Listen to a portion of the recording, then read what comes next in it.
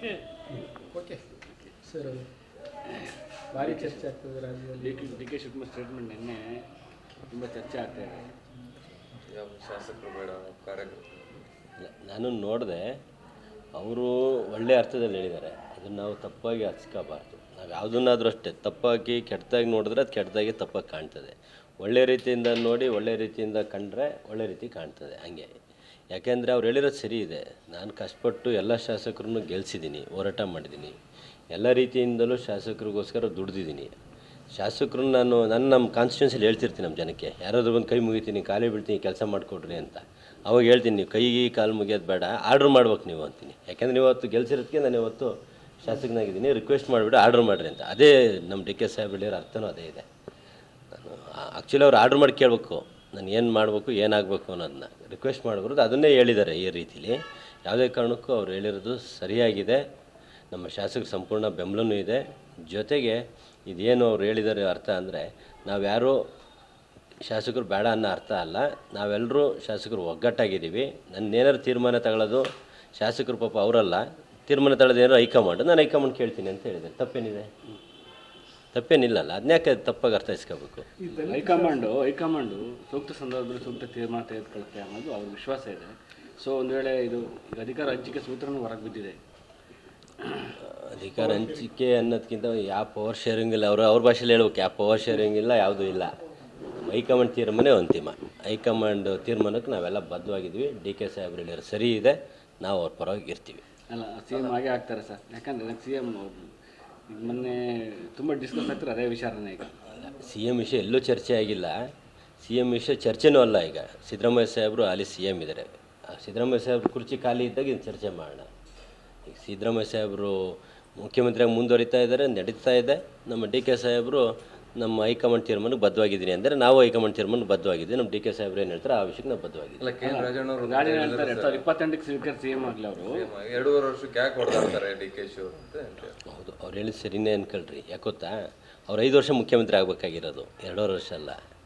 5 ವರ್ಷನೇ ಅವ್ರಿಗೆ ಕೊಡಬೇಕಿತ್ತು, 2 ವರ್ಷ ಅದಲ್ಲ. ಅವ್ರು ಹೇಳಿದ ಸರಿ ಇದೆ ರಾಜಣ್ಣವರು, 5 ವರ್ಷನೇ ಆಗಬೇಕಿತ್ತು. ತದನಂತರ ನಡೆದಂಥ ಬೆಳವಣಿಗೆಯಲ್ಲಿ ಏನು ಹೈಕಮಾಂಡ್ ತೀರ್ಮಾನ ಮಾಡಿ ಸಿದ್ದರಾಮಯ್ಯ ಸಾಹೇಬ್ರಿಗೆ ಕೊಟ್ಟಿರೋ ಅವಕಾಶ ಅವ್ರು ನಡೆಸ್ತಾ ಇದ್ದಾರೆ. ಅವ್ರು ನಡೆಸಲಿ. ತದನಂತರ ಕುರ್ಚಿ ಖಾಲಿ ಆಗಿದೆ ಅಂತ ಅಂದ್ಬಿಟ್ಟು ನಾವು ಕ್ಲೈಮ್ ಮಾಡ್ತೀವಿ. ಈಗ ಬೇಡ ಅದು. 28 ಕ್ಲೈಮ್ ಮಾಡ್ತಿರೋ ಈಗ ಯಾವಾಗ ಕುರ್ಚಿ ಖಾಲಿ ಆಗುತ್ತೋ ಅವಾಗ ಕ್ಲೈಮ್ ಮಾಡ್ತೀವಿ. ಈಗ ಡಿನ್ನರ್ ಪಾಲಿಟಿಕ್ಸ್ ಜೋರಾಗಿದೆ ಸರ್. ದಲಿತ ಶಾಸಕರು ಒಂದು ಸಭೆ ಮಾಡೋದು ಏನೂ ಇಲ್ಲ, ಡಿನ್ನರ್ ಪಾಲಿಟಿಕ್ಸು ಇಲ್ಲ, ಯಾವುದೂ ಇಲ್ಲ. ನನ್ನ ಸದಾಶಿವನವ್ರ ಮನೇಲಿ, ನಮ್ಮ ಮನೇಲಿ ಪ್ರತಿ ವಾರ 15-20 ಜನ M L A dinner party ಮಾಡ್ತೀವಿ. ಹಂಗಂದ್ರೆ ಅದಕ್ಕೆಲ್ಲ ಅರ್ಥ ಕಲ್ಪಿಸ್ಕೊಂತ ಹೋದರೆ ಜೆ ಡಿ ಎಸ್ನವರು ಬರ್ತಾರೆ, ಬಿ ಜೆ ಪಿಯವರು ಬರ್ತಾರೆ, ಎಲ್ಲರೂ ಬಂದು ಊಟ ಜೊತೆ ಮಾಡ್ತೀವಿ. ಅದು ಒಂದು ವಿಶ್ವಾಸ ಸೌಹಾರ್ದತೆ ಕೂಟ ಅಷ್ಟೇ. ಅದಕ್ಕೆಲ್ಲ ನೀವು ಪಾಲಿಟಿಕ್ಸ್ ಬರ್ಸೋದು ಬೇಡ. ಅಲ್ಲ, ಜೆ ಡಿ ಎಸ್ ಶಾಸಕರು ಯಾರು ಸಂಪರ್ಕದಲ್ಲಿದ್ದಾರೆ ಸರ್? ಯಾಕಂದರೆ ಕುಮಾರಸ್ವಾಮಿ ಹೇಳ್ತಾಯಿದ್ರು ಜೆ ಡಿ ಎಸ್ ಶಾಸಕರನ್ನ ಖರೀದಿ ಮಾಡೋಕ್ಕೆ ಟ್ರೈ ಮಾಡ್ತಿದೆ ಕಾಂಗ್ರೆಸ್. ಖರೀದಿ ಇಲ್ಲ, ಅವ್ರಾಗನೇ ಬಂದು ಸೇರ್ಕೊಂತೀವಿ ಅಂದರೆ ಬೇಡ ಅನ್ನೋಕ್ಕಾಗ್ತದೆ? ಪಕ್ಷ ಸಂಘಟನೆ ಇಂಪಾರ್ಟೆಂಟ್. ನೋಡಿರಿ, ಇಷ್ಟೇ ಉದಾಹರಣೆ ತಿಳ್ಕೊಳ್ರಿ. ರಾಜ್ಯದಲ್ಲಿ ಚರ್ಚೆ ಆಗ್ತಾಯಿದೆ, ಡಿ ಕೆ ಶಿವಕುಮಾರ್ ಸಾಹೇಬ್ರ ಸಂಪರ್ಕದಲ್ಲಿ 11 ಜನ ಜೆ ಡಿ ಎಸ್ ಶಾಸಕರು ಸಪೋರ್ಟಿಗೆ ಬೆಂಬಲಕ್ಕಿದ್ದಾರೆ. ಅಂದರೆ ಅರ್ಥ ಏನು? ನಮ್ಮ ಡಿ ಕೆ ಸಾಹೇಬ್ರಿಗೆ ಬೇಕಾಗಿರೋದು ಪಕ್ಷ ಸಂಘಟನೆ, ಮುಖ್ಯಮಂತ್ರಿ ಕುರ್ಚಿಗೋಸ್ಕರ ಅವ್ರು ಮಾಡ್ತಾ ಇಲ್ಲ. ಆದ್ರೂ ಬಿಟ್ಟು ಉಳ್ಕಿದಾರೆ ಏನು ಸಚಿವರು ಮಾತಾಡ್ತಾರೆ, ಅವ್ರಿಗೆ ಅಧಿಕಾರ ಬೇಕು. ಅವ್ರು ಯಾವ್ದಾದ್ರು ಇಂಥದ್ದೊಂದು ಆಪ್ರೇಷನ್ ಮಾಡಿ ಕರ್ಕೊಂಬರಕ್ಕೆ ಕೇಳೋ 4 ಜನ ಜೆ ಡಿ ಎಸ್ನಲ್ಲಿ. ಅವೆಲ್ಲ ಮಾಡೋಕ್ಕಿಲ್ಲ. ಎಲ್ಲ ರೆಡಿ ಮಾಡಿ ತಂದಿಟ್ಮೇಲೆ ಊಟ ಮಾಡೋಕ್ಕೆ ರೆಡಿ. ನಾನು ರೆಡಿ, ನೀನು ರೆಡಿ. ಅಲ್ಲ, ಈಗ ವೇದಿಕೆ ಸಿದ್ಧ ಮಾಡ್ಕೊಂತೀರ? ಯಾವ ವೇದಿಕೆ? ಈಗ 11 ಜನ ಜೆ ಡಿ ಎಸ್ ಬರಲಿ, ಸ್ವಾಗತ ಮಾಡೋಣ. ಯಾರು ಬಂದರೂ ಸ್ವಾಗತ ಮಾಡೋಣ. ಜೆ ಡಿ ಎಸ್ನವ್ರು ಬಂದರೂ ಕರ್ಕೊಂತೀವಿ, ಬಿ ಜೆ ಪಿಯವ್ರು ಬಂದರೂ ಕರ್ಕೊಂತೀವಿ. ಪಕ್ಷಕ್ಕೆ ಅನುಕೂಲ ಆಗುತ್ತೆ ಅಂದರೆ ಯಾರು ಬಂದರೂ. ಡಿ ಕೆ ಶಿವಕುಮಾರ್ ಹಿಂಗೆ ಕರ್ಕೊಂಬಂದು ನೆಕ್ಸ್ಟ್ ಫ್ಯೂಚರ್, ಯಾಕಂದ್ರೆ ಶಾಸಕರ ಅನುಮತಿ ಮೇಲೆ ಅದು ಸಿ ಎಂ ಸ್ಥಾನ ಡಿಸೈಡ್ ಆಗೋದು. ನಾಯಕನ ಆಯ್ಕೆ ಯಾವುದಿಲ್ಲ. ಹಂಗೆ ಆಯ್ಕೆ ಮಾಡೋದಾದರೆ ಅವರು ಸಿ ಎಮ್ ಆಗಿಬಿಡ್ತಾರೆ. ಅದು ಯಾವುದಿಲ್ಲ, ಹೈಕಮಾಂಡ್ ತೀರ್ಮಾನ ಅಂತಿಮ. ಊಟ ಮಾಡೋಕ್ಕೆಲ್ಲ ಇವ್ರನ್ನ ಪರ್ಮಿಷನ್ ಕೇಳಬೇಕಾ?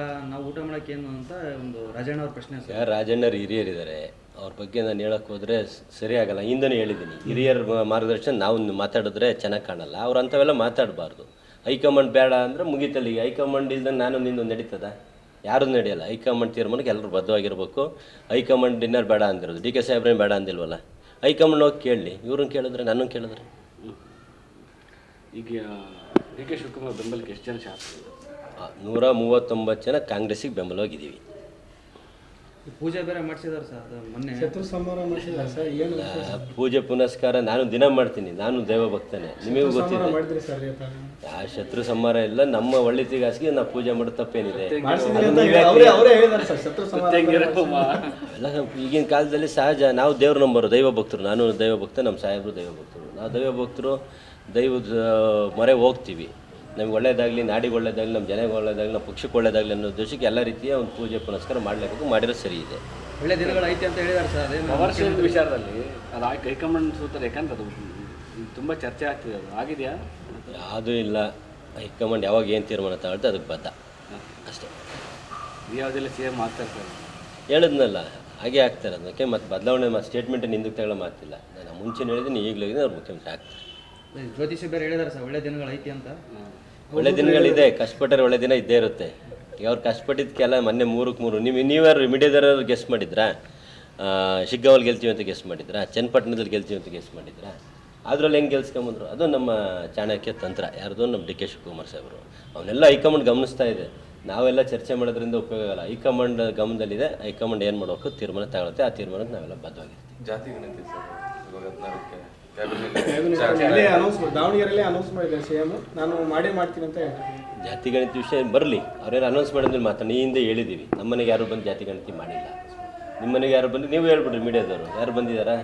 ಬರ್ದಂಗೆ ಜಾತಿ ಗಣತಿ ಆಗಿರಲ್ಲ. ಅದು ಏನಾಗಿದೆ ಅಂತ ನೋಡೋಣ. ನಮ್ಮ ಸಮುದಾಯದ ಅಧ್ಯಕ್ಷರಿದ್ದಾರೆ ಶಾಮಶೇಷರಪ್ಪಾಜಿ ಅವರು. ಅವ್ರು ಏನು ತೀರ್ಮಾನ ತಂದ್ರೆ ಅದಕ್ಕೆ ನಾವೆಲ್ಲ ಬದ್ಧವಾಗಿರ್ತೀವಿ.